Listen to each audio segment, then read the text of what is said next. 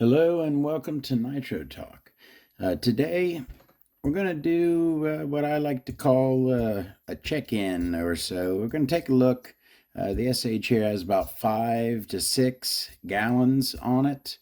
And I'm basically going to take it apart and inspect it, see how it's doing, essentially. If you're into nitro engines, vehicles, anything at all to do with the nitro side of the hobby, I would really appreciate a like and subscribe. I have these here. I've had these out here for like a week while I'm making videos, wanting to show them, and I just keep forgetting. Not really a specific to nitro thing, but still something super cool. I found these digging through, looking for something else. Usually how I come across things. I totally forgot I had these. And I forgot exactly who made them. I believe it's a helicopter manufacturer, Align or T-Rex or something, although I'm not sure. They are little carbon fiber servo braces. When you install your servos, you sit that over top before you stick the screw down through it, and just stiffens up your servo, makes it tighter and steadier in there. Cool little thingies there. I forgot I had. I got these on one of my buggies. I had put these on, but then I forgot I had them. Something a little cool. All right, the SH here. Pulled this right out of my Kyosho MP9. That was the vehicle that currently, not currently, but currently when I pulled it out, looking for my needle nose. Pull the spring off of here. Those are my super needle nose right there. These aren't really good for this. Yeah. There we go. All right, get this spring off of here. I'm loving the 2035 pipe with this engine. I've ran a couple other pipes on it. I mean, I don't. Good lordy, that thing is not wanting to come out of there. No pipe has been a bad pipe on this engine. It's ran great with every pipe I've tried, but I've been sticking with that 2035 for a while now. I really like that pipe on this engine. All right, and off there, and the Kyosho motor mounts are still on here. I'm not sure if I'm going to be putting this back on or not. I've got the engines I want to run right now are the Force Pro. I have that in my Hyper. So there's not the GMAR. I don't really need to run anymore. I don't know. I want to try something different. But this thing has been running great for so long. I've really liked it. Okay, before I get into here, I'm glad I remembered. Before I start taking apart, one thing that I always check, and this is something that you'll see it, right? You don't really have to look for this. If it's happening, generally you're going to see it. But you look for some oil, some moisture down here on the bottom, right? And that would be your front bearing is leaking. You could have a little spot here, or you could have a puddle underneath it, right? This thing, as you can see, is bone dry. Very good. 5-6 gallons. I wouldn't, if this was leaking, I wouldn't have a big problem with it. That's not bad. It's not great. But that's not bad for a front bearing to go 5 gallons and then leak a little bit. But no, 5 gallons in and this thing is bone dry. So great job, front bearing. I have an M2C clutch on here.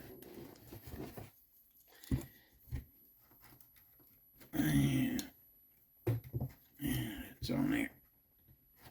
Good. 4 shoe.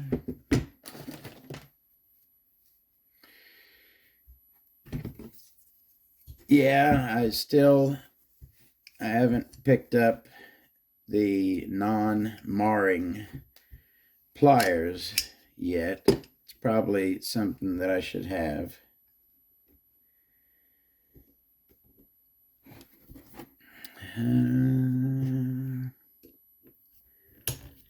There we go.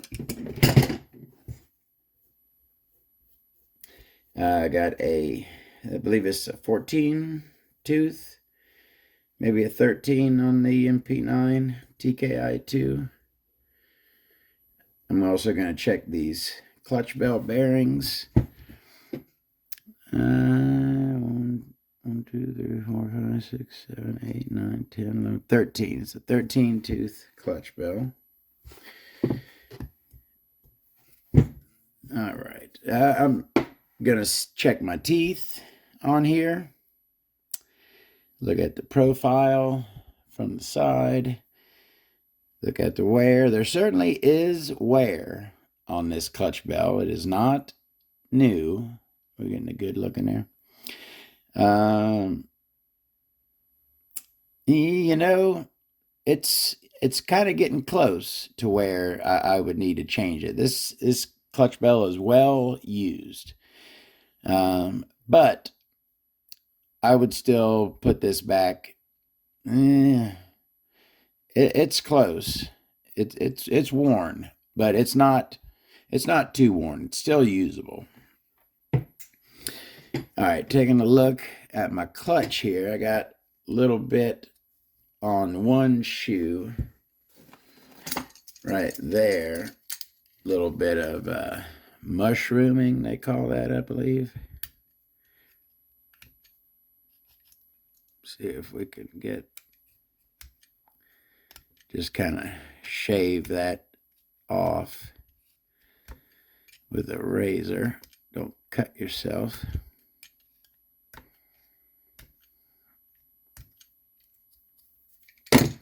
You know, I'm not, should always throw a engine cap on your engine when you're working on it. You don't want little bits of anything to go into your engine. I mean, we're about to disassemble this, but better safe than sorry, I say. Well, I just don't want to come off of there. Let me get...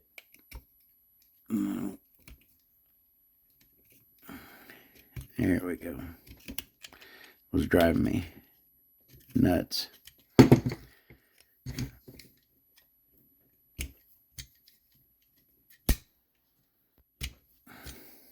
There we go. A little bit on that one too.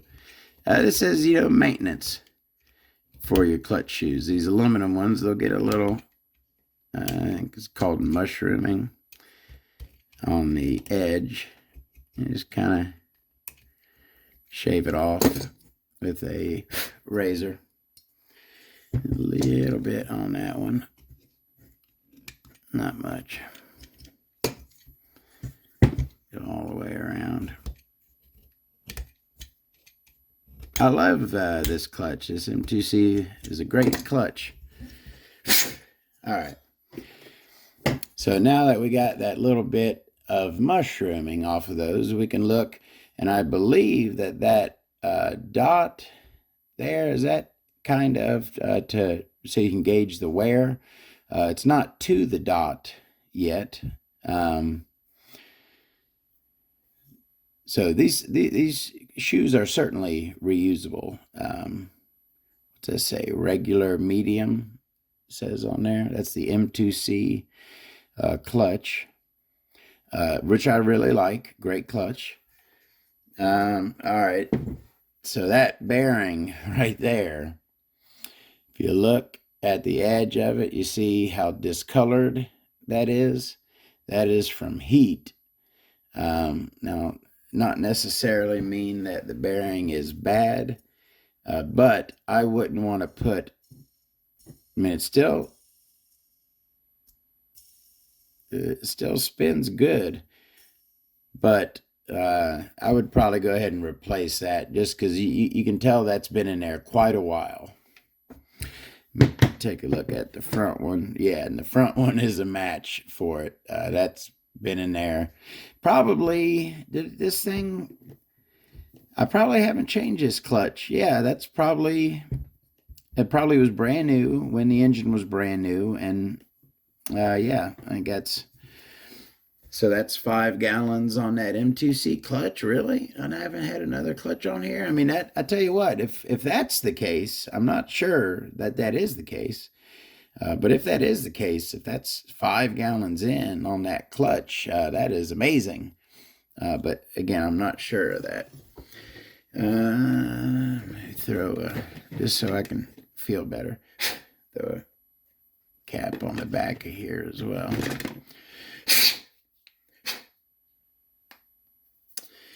All right. Yeah, let me go ahead and, because I'm going to completely disassemble this, so I'm going to have to take that clutch off.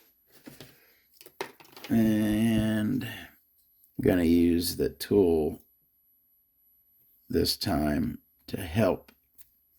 So it kind of comes in, you put it next to the spring, and then you put it right there. Now the spring is out of the groove. So I'll just take my screwdriver. Where's it?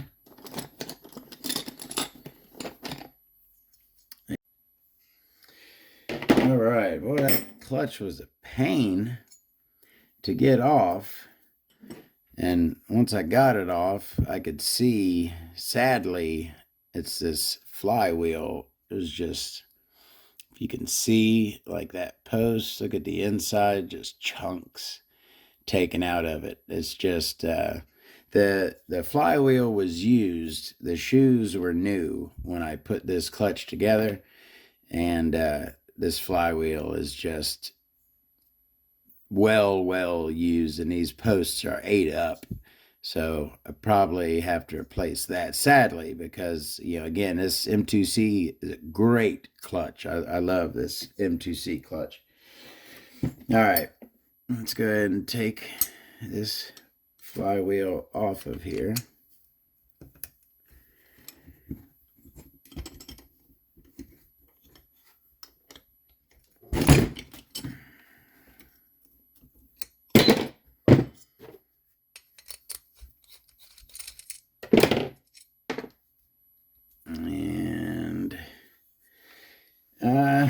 You know, I haven't had very good luck with my flywheel tool as of late. Let me see if it wants to pull this one off easily. Let's see. All right, got that one. All right, so there's our M2C aluminum, nice and light flywheel. Yeah. Now you can see, right, that this thing has been used on the track.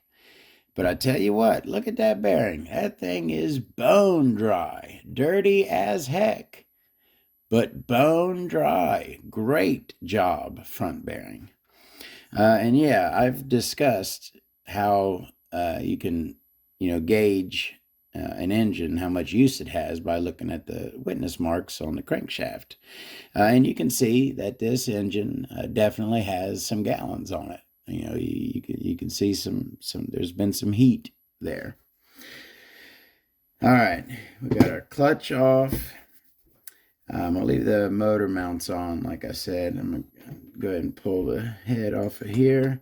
Now, one thing about this engine, these engines that I've broken in and ran 2 of these, both of them had very low pinch, right? A lot of pinch. The piston would stick very low in the sleeve.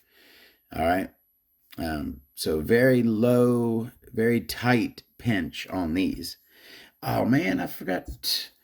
I took the flywheel off. I wanted to show the old, maybe I can do it without tightening it all the way down. they say, and this isn't something I really do, but you gauge an engine if it still has good compression, if it'll hold itself up, right, by holding the flywheel. Not only will this thing hold itself up, but you can shake it, it will not turn over. Come on, I can't even make it turn over, is how tight and good the compression is on this thing. It will not turn over. All right. Take that back off there. Yeah, that didn't take too long. All right, little demonstration. All right, what was the other thing I was saying? I don't know. Let's go ahead and get into this thing and take a look, see how she's doing. I have been more than pleased with this engine, with both of these engines. For the price, I feel that this is the standard. You can set the standard for budget race engines with this SH here. $180 to the door, pretty much. And you've got what I feel is a very competitive engine.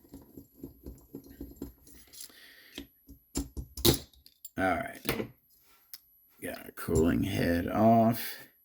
Now this engine is filthy, as you can see. I'm going to disassemble it. We're going to look at the parts, and then when I'm done with this video, it will be put into the ultrasonic bath, fully cleaned, and then reassembled with some light machine oil. I'm going to go ahead and take off the back plate now.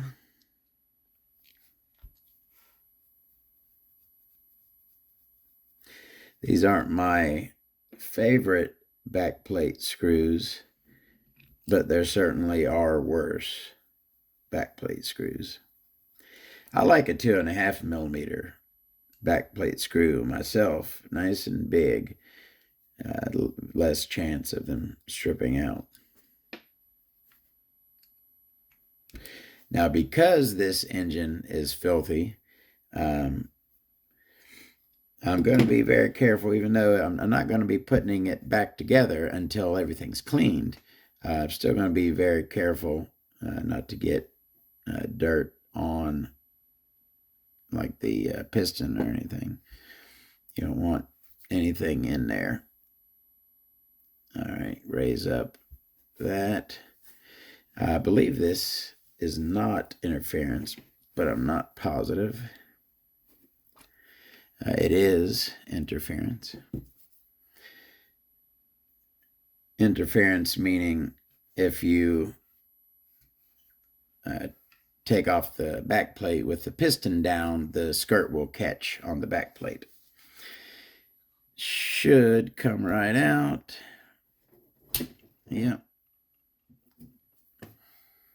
And go ahead and take that off.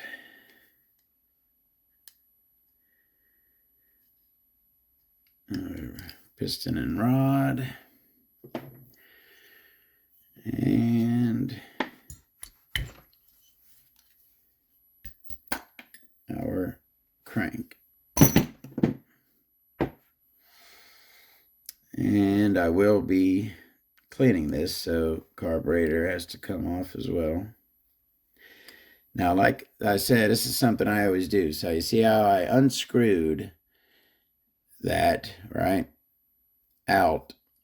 Before I turn and try to take my carb off, before I do that, I take that I just screwed out and I push it, tap it to push this piece out, right? Then I'll come up with the carb, because that piece over there is pulled into, right? That piece is pulled into and grips the carb. So I like to push it back out to release so it's not biting into the carb when I go and twist it up. I feel that It keeps the throat from getting marred. All right, that is it. We've got it completely disassembled here. So let's take a look. Now, I've already established that the front bearing is in great shape, not leaking a drop. So front bearing is still good. My rear bearing, what I like to do, I'll take stick my pinky in it, right? I'll get a feel, spinning it around, and then with my finger stuck in it good, I'll kind of come in and out and see how much wiggle I can get front and back, and pretty much none. It feels super smooth doing that, so I'm good on my rear bearing as well. So 5 gallons, stock bearings are still great. I just, just kind of looking over, seeing, make sure I don't see anything I don't like, and looks fine to me. No issues.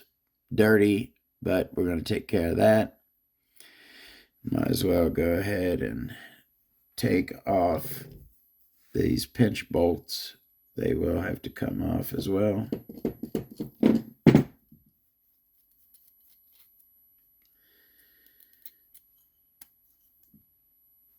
And these are O-ringed pinch bolts. So I will do my maintenance on those O-rings. We'll clean them. They'll go in the ultrasonic bath with everything else. When they come out, they will be moly coated and reinstalled. All right, so crankcase is good. Bearings are good. Cooling head, really just, go ahead and check in how my wear is doing. Not really anything about maintenance, but see a little bit of wear. Now this strictly dirt track use, right? So no scratches. There won't be any scratches on my heads, just wear from hitting the dirt every now and then. All right. Cooling head. Again, carburetor was working fine, is working fine. I'm running the stock carb on both of my SH PT21A0 or 21XB1. XBG, SH loves to make it complicated. Why can't it just be the black magic, right? All right. Yeah, filthy, but great carb. Both of them work great. Love those stock carbs.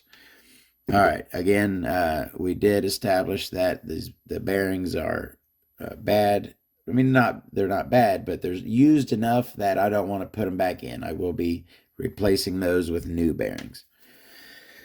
Let me take a look at that crank right there. Look at my witness for the bearing right there. You can see there is some color there. It is like a little dark stripe. You can see it certainly there in the light. So there's certainly been some heat there. Slugged weighted crank. Now what I check with this, my crank and my connecting rod, I check for slop.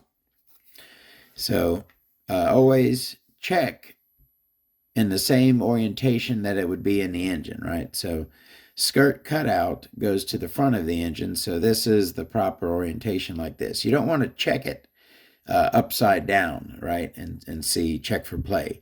You want to check it in the same position that it is in the engine.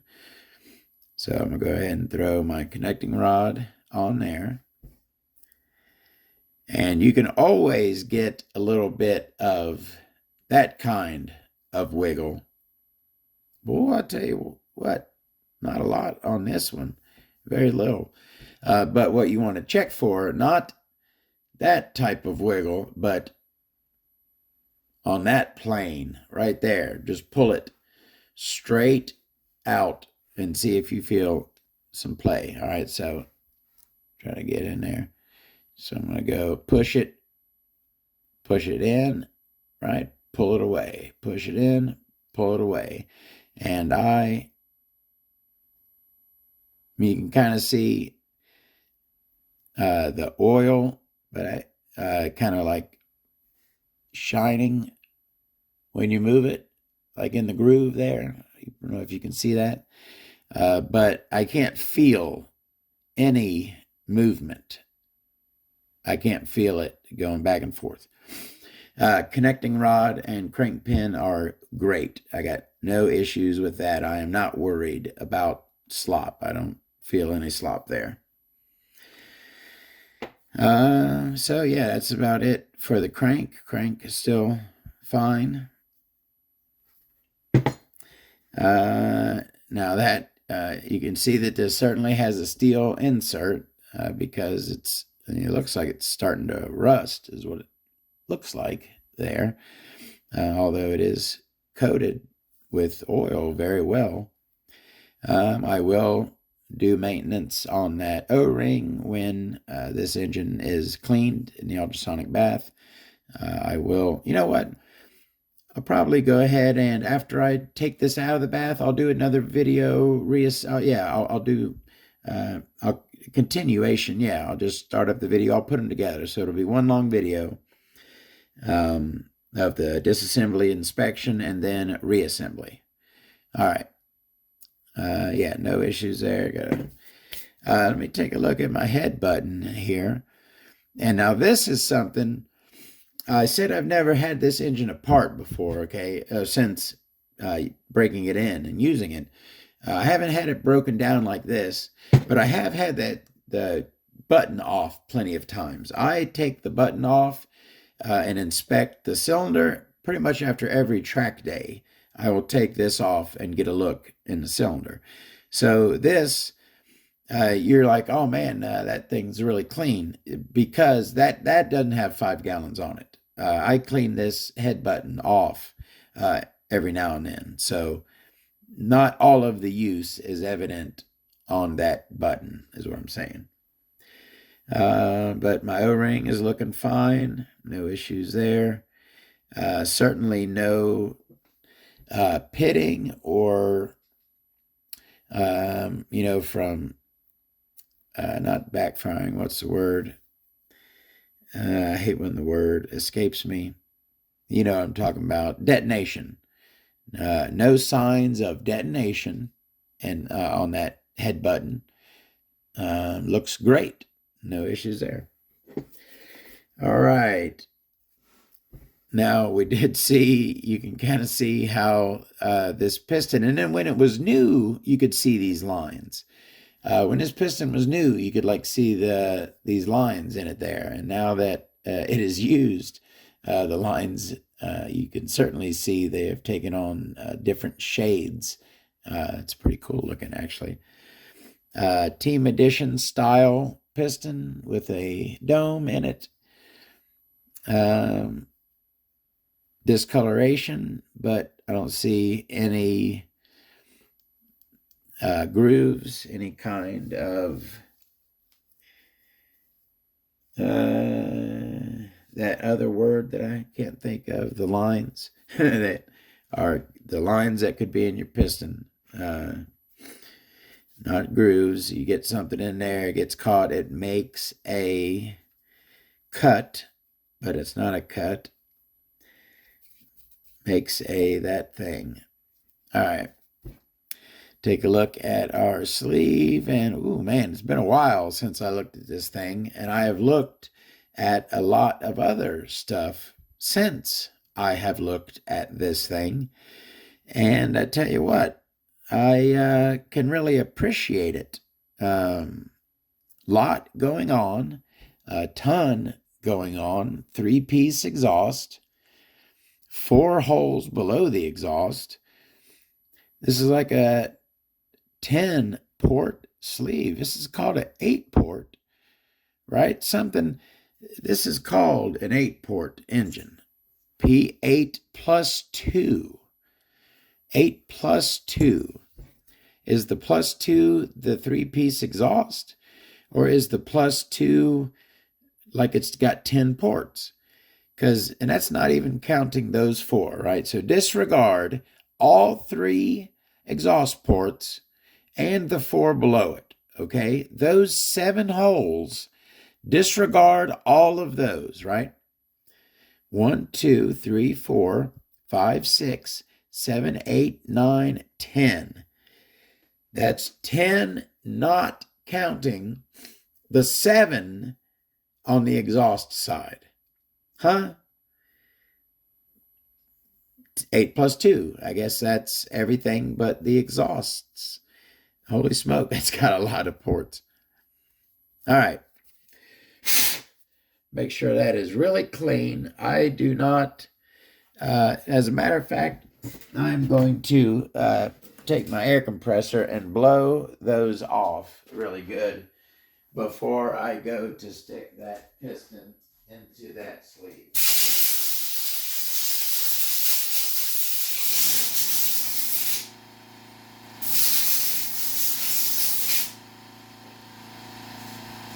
Because I've been touching the outside of the engine, you know what I mean? There could be a dust, dirt, sand particle. This is Florida. We have sand, and sand is not a buddy to a nitro engine. All right, I'm going to put a little bit of oil on this piston just to make sure that it's nice and smooth. All right. And I tell you what, I guarantee that this thing, and this is 5 to 6 gallons, somewhere in that area, I guarantee this pinch is still going to be low on this thing. The pinch was nuts on that. I was worried the pinch was so much on this thing. All right. Again, just like when you're checking the con rod, go in the same orientation that it would be when it's in the engine. So, and it would be that. So this is the rear of the engine. This is the exhaust.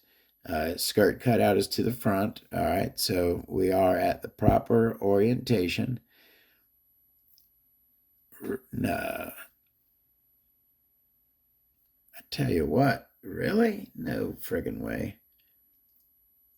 This thing is, I'm getting resistance very, very low. You know what?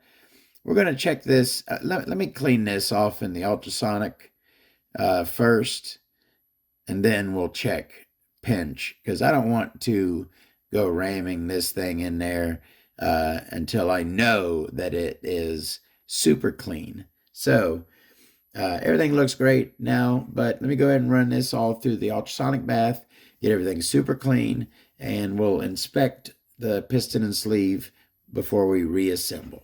All right. See y'all in a bit, or instantaneously.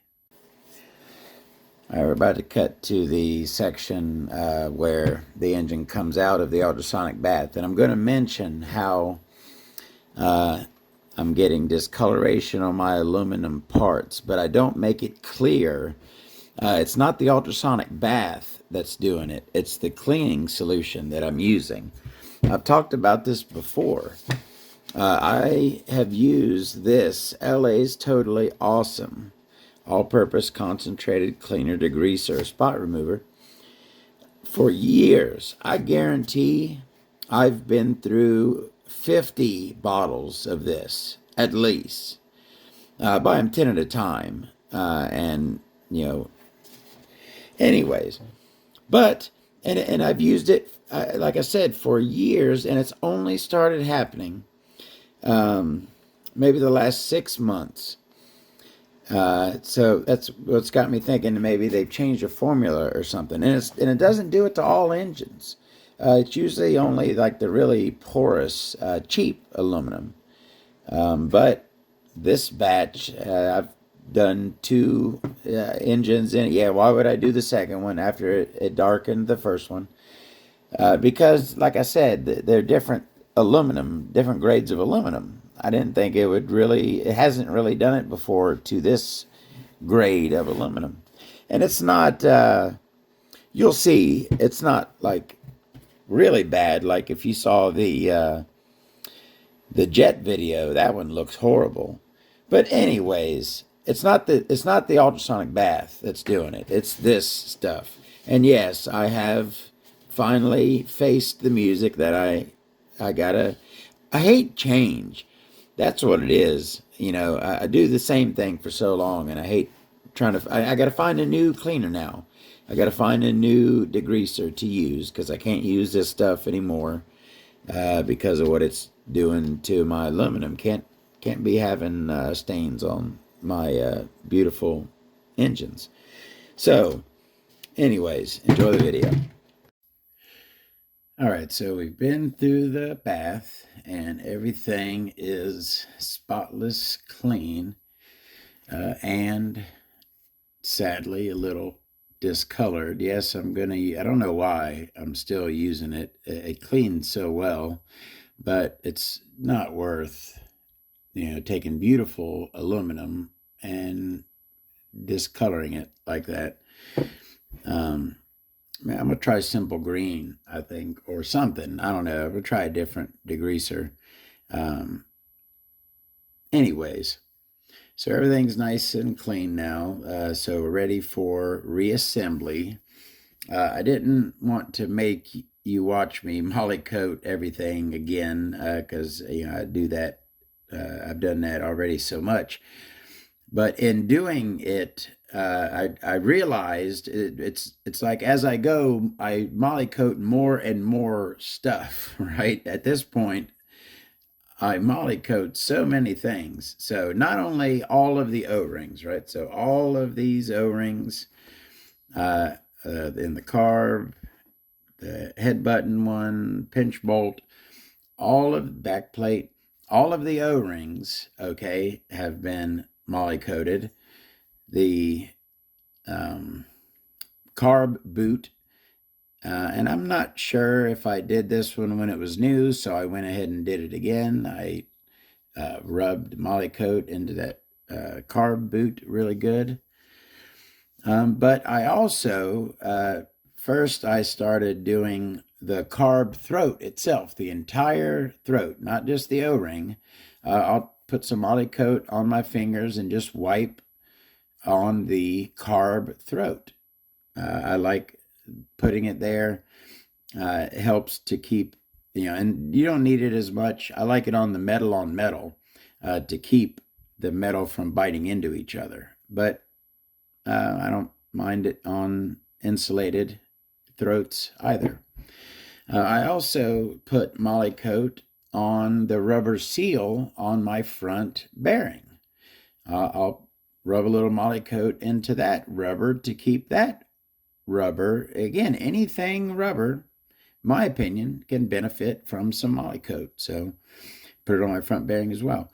Now, we didn't really need to, another way that I check the front bearing is I look to be able to see light in between the inner race and the rubber seal.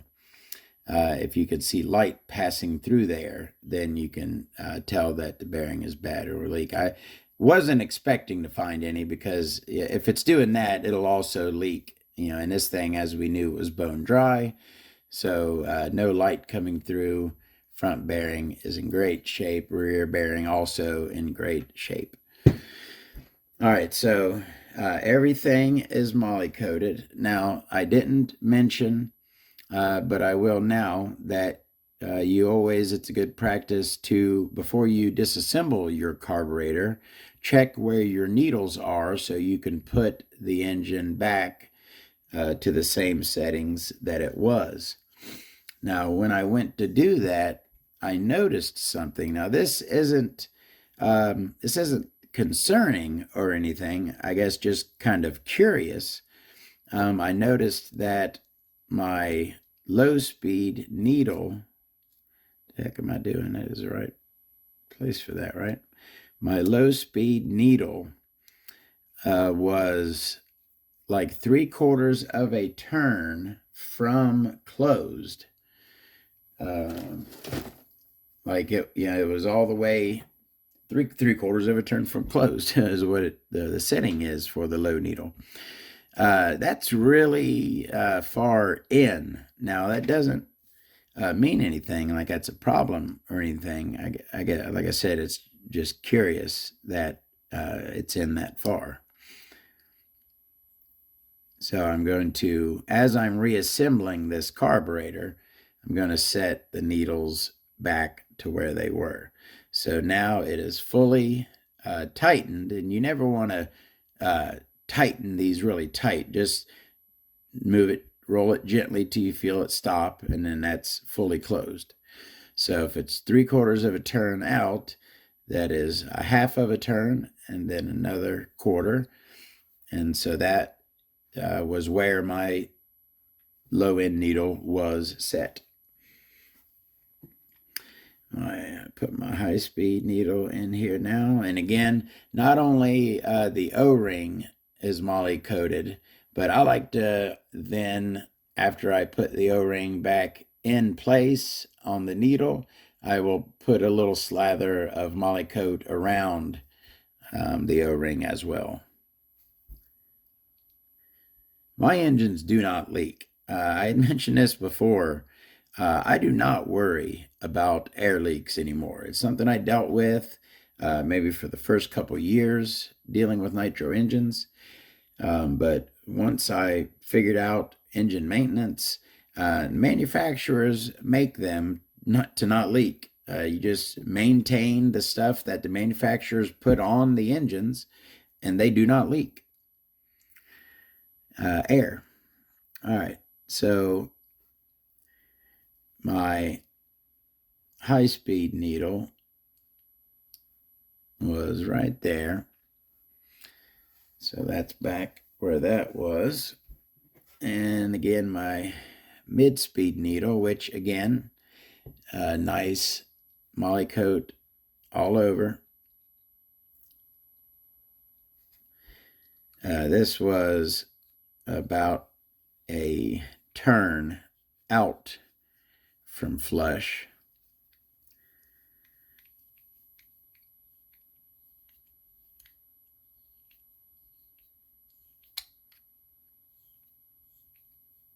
So that is about flush right there. Half, about a turn. And 3/4 of a turn. There we go. Beautiful. So that's where my mid needle was set. All right. Now your slide. Now this is something else you will see somewhere eventually on this slide. This slide, now these parts are hard coated, right? It's not, I don't think it's like the same hard coating that they put on a crank. But the slide generally has like a hard coating on it. And this one, I can't even, okay, I can kind of see, I was looking for, look at this one. Is a long, so you have a long line right there, and then a shorter line that stops right there on that side, and 2 grooves. So I believe this could go in either orientation. I was trying to look in the groove and see which one was used before. That's how, there's not really any wear on this thing is what I'm getting at. It looks brand new still, this slide. All right. So I'm going to put it in. I'm going to use the long one. And my idle stop screw, of course, moly coated. Now, you want to, it's going to catch that groove right there. So you want to line that groove up in perfect alignment with the screw, because you don't want it to bite outside of that groove. So now I'll check, I'll feel that it is in the groove. I could rock it back and forth. And now I'm basically just going to set my idle to about 3/4 of a millimeter out from closed or open, a 3/4 of a millimeter opening on my carburetor. Come on there. And I'm liking that. If you can see that right there, that's about how I like my carb idle gap. Idle gap, that's what that is. Oh, and also I remembered the word. So I was saying, like, if you get something in your sleeve and when the piston goes up and down, it makes a line, right? This way. I couldn't think of, it's not a cut, it's not a groove. I mean, it is both a cut and a groove, but the word I was looking for is scoring, that the piston is scored when it has a line like that on it. It is scoring, or a score mark on it. All right, that's the word I was looking for. I hate when I can't find the word I'm looking for. Moly coat on the Venturi. Moly coat on the boot. And this carburetor is going to work beautifully. Where is my... have to find my thingy. Oh, there it is. And this was... always try to put things back in the position that they were, so I don't got to mess with it. It'll go right back on the car in that same position. You can kind of look and see a mark where your grub screw bit. All right.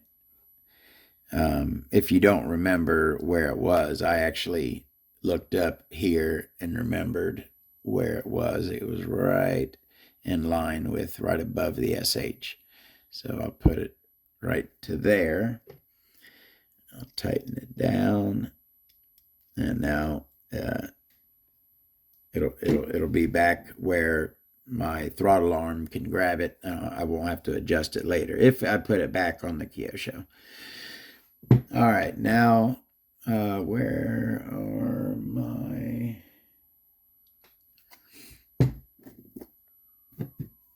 What the heck happened to my carburetor? I thought I just had them. My little aluminum washers for my carburetor. What the heck did I do with them? Give me a sec.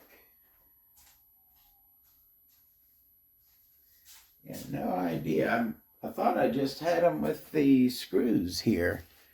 How the heck did they disappear? Both of them just walked off. All right, well, won't be putting that back together.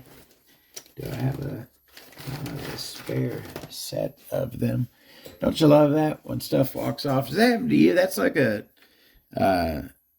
thing for me. Stuff just likes walking off. All right. Let me go ahead and start doing this now.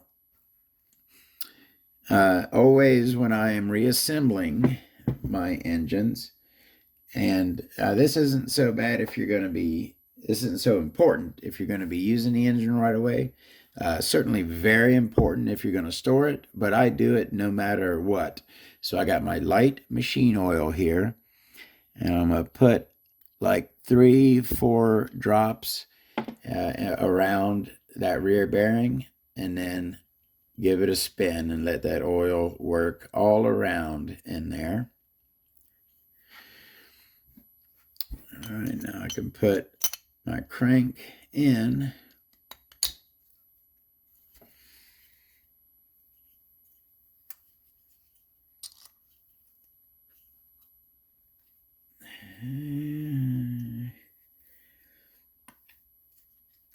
Doesn't want to fully seat. Come on. I got a wooden dowel. If the crank doesn't want to fully seat, I have to fully seat that crank. It's tight in there. It's always kind of been like that, but you know, it'll pop right out. Nice, it's lined up well. You can see nice and smooth roll. All right. Oh yeah, I need to keep my machine oil out because I also, oh yeah, so that's the other thing we needed to do was check the pinch on that piston and sleeve. Now, I also wanted to mention chrome plating, okay? Chrome plating, the way it's done, the longer the thickness of your chrome plating is how long you leave it in the solution, whatever. It's like electrolysis. Anyways, chrome plating can be varying thickness is what I'm getting at, right? And of course, the thicker, the better. The longer it's going to last. You can just tell. I've looked at a lot of sleeves, all right?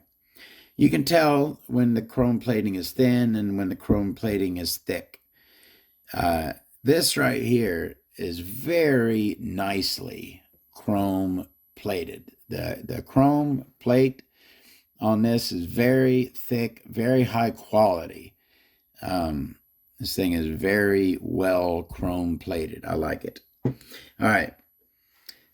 Before I try to stick this piston in there to check the pinch, again, a couple drops of my light machine oil. Get it nice and lubricated. Go ahead, and my hands are really clean. You saw how dirty they were before. They probably still have stains, but they are cleaned now. All right. Oh yeah, that's a lot better. So I'm looking at the rear, skirt cutouts in the front, so that is the right position. And I tell you what, I told you this thing was going to have low pinch, right? Did you think it was going to be that low? What the heck is that?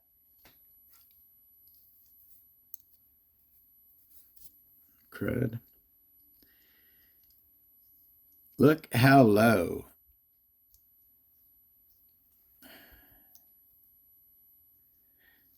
The heck? Oh, it's just something on the edge of that piston right there. It looked like, anyways.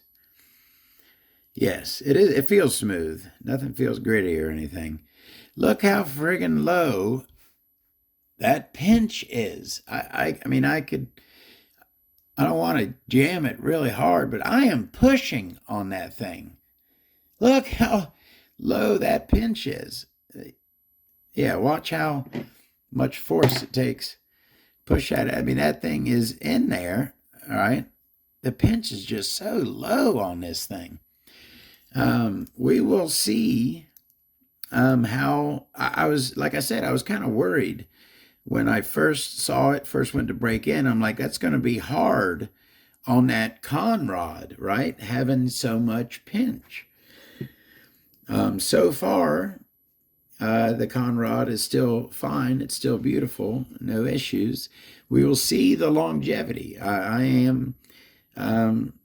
don't anticipate this thing to be dead anytime soon. Hopefully, I want to get 4 or 5 more gallons out of it. I don't see a reason why I shouldn't. Other than, like I said, that pinch is almost concerning how tight that pinch is. All right, let's go ahead and get this thing reassembled. I'll try to do this to where you can actually see if I can.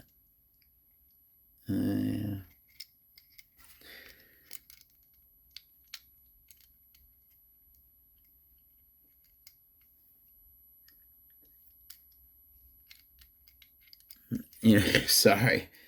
It's just so much quicker and easier to hold it in the natural position where I normally hold it when I put con rods on.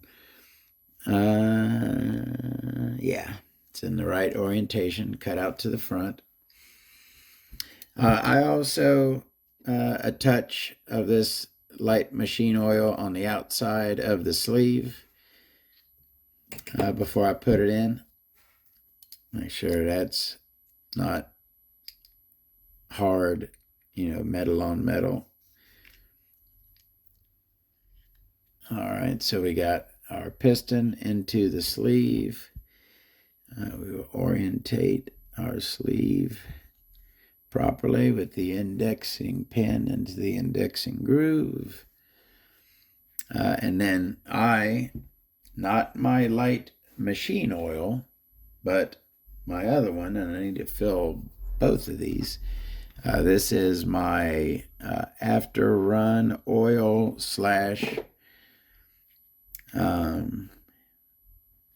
cylinder oil. The oil I put in the inside the cylinder on the piston. After run oil blend, you can call it that. Yeah, look where that piston stops. So low down there. All right. There's our head button and our looks like, oh, got a P4 in there. Look at there. How the heck did I do that? It's running great. Plug looks good. I'll still use that. It's a used plug, but it's still good. Moly coat on my O-ring. And I always put, now these are both 0.2s, but if my shims are different sizes, I always put the larger one on the bottom, which would be the top when it's upside down. But, looking at the button like you normally would, I put the larger one on the bottom, the thinner one on top.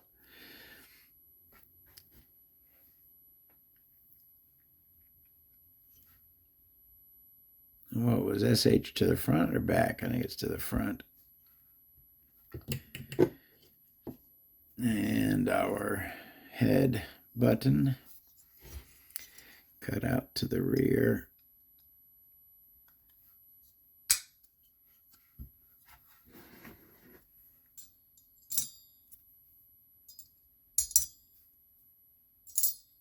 I'll say it again, I've said it tons, but since Miami is nice and you can say that thrice, I'll say this again. I love the SH here, more than pleased with the SHs.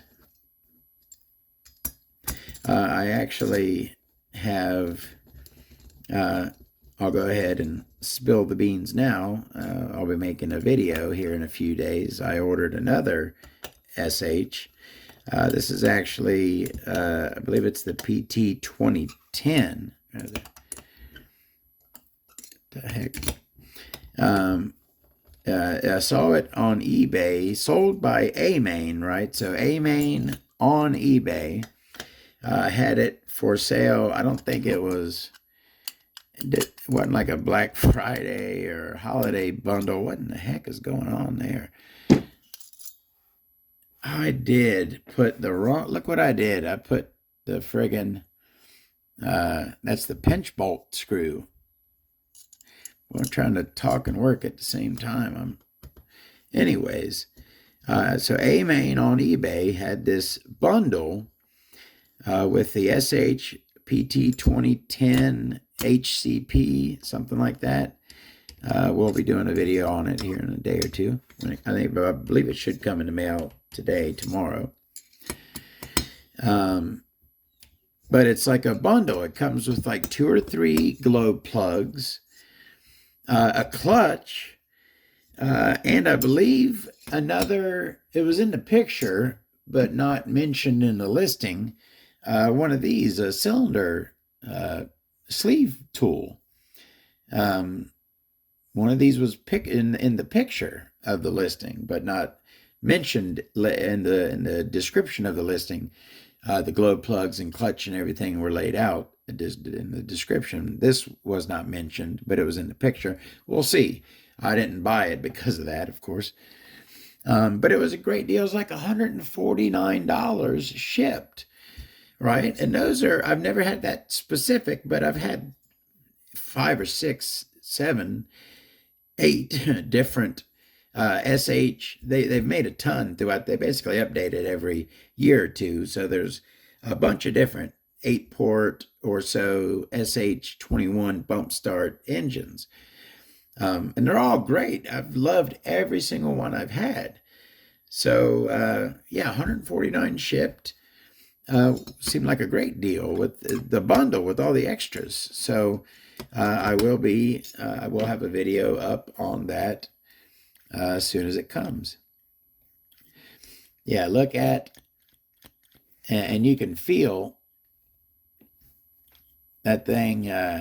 There's not a chance I could turn this thing over without a flywheel on it.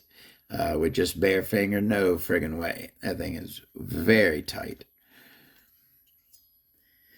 Moly coat on my back plate like everything else. Oh yeah.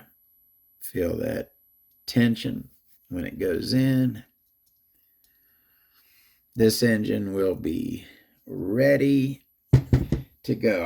I could put this engine, now that it's been maintained, right? I could install this engine back into the buggy and run it tomorrow, or I could put it in its box inside a bag with a desiccant packet like I do with all my engines. And this thing could sit for 10 years.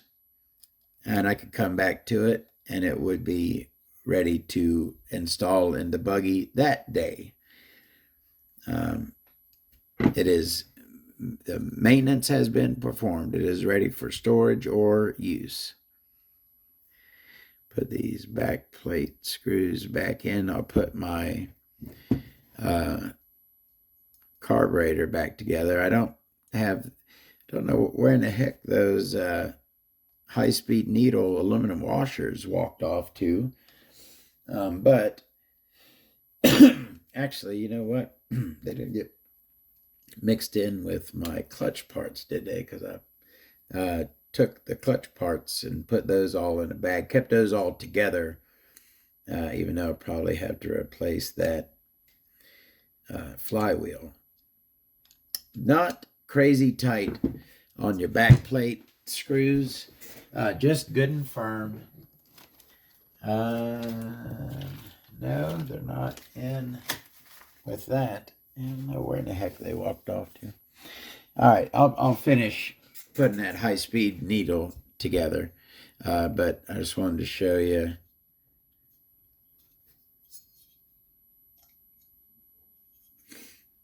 Put the collet back on there.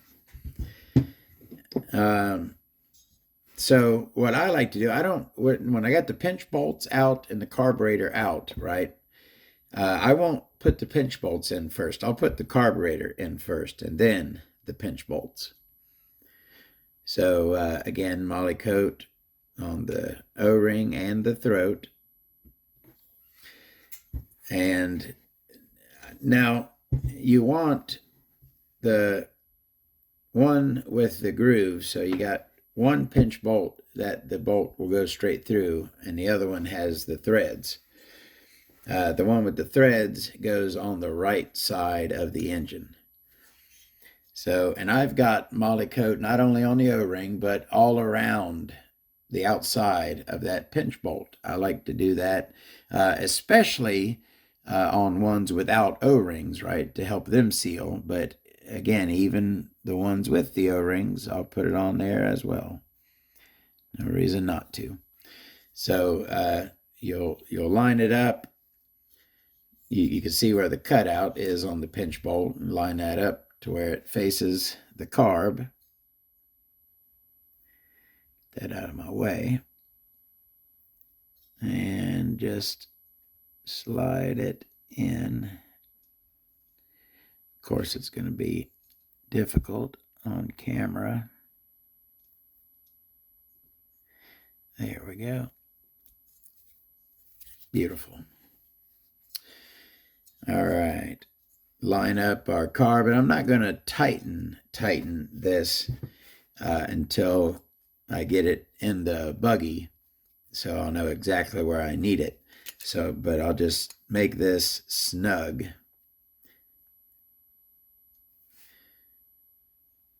Yeah. I didn't even tighten that at all. All right, so I got pinch bolt on. Oh, I don't really have to have a gasket on it right now, but imagine that the high-speed needle is on there. I'll find, so with those aluminum washers, some people say you replace those every time you take this apart. I don't really do that. If they have a big groove in them, or if they're damaged, I'll replace them. But if they're still pretty smooth, maybe sometimes I'll take them on my sanding sponge and just kind of give them a little bit of smoothing. But most times they're fine. These ones looked fine wherever they are. They're just going to go straight right back on, and they'll be fine. Good and snug on that as well. You don't want to over tighten that. You certainly don't want to strip out those threads. So that is a check-in on the SH PT21A0 or the 21XB1 XBG by SH. I personally recommend this engine. I don't really like recommending things because I tell you my opinion. I don't like telling other people what they should do. I'll tell you my experiences, how I like it, and then make your own decision. You know what I mean? That's the way I feel about it. I love the SH. That's another thing I forgot to mention. I like the blue on here, right? I really dig the blue, but more than that, I love the brown. That's just such a handsome color right there. On the side of that cooling head, it's like a bronze brown. It's just so nice looking. Beautiful cooling head on this thing. I always liked a little blue shine cut around the top. I always liked this cooling head. That was a really, really good looking cooling head. I personally love the SH engine, and I have 3 of these. I ran 2 of them. I have one for my collection. I'll probably end up ordering 1 or 2 more to run because these are my favorite engines to run. This is my go-to running in my buggy engine. Other stuff is like the Force. At this point, I may be running the Force a lot because I have a few of them now. But right now, it's just in the experimentation phases. I did my experiment with this. It works great for me. So I love these engines. More than pleased with them. Thank you very much for watching. We'll see you in the next video.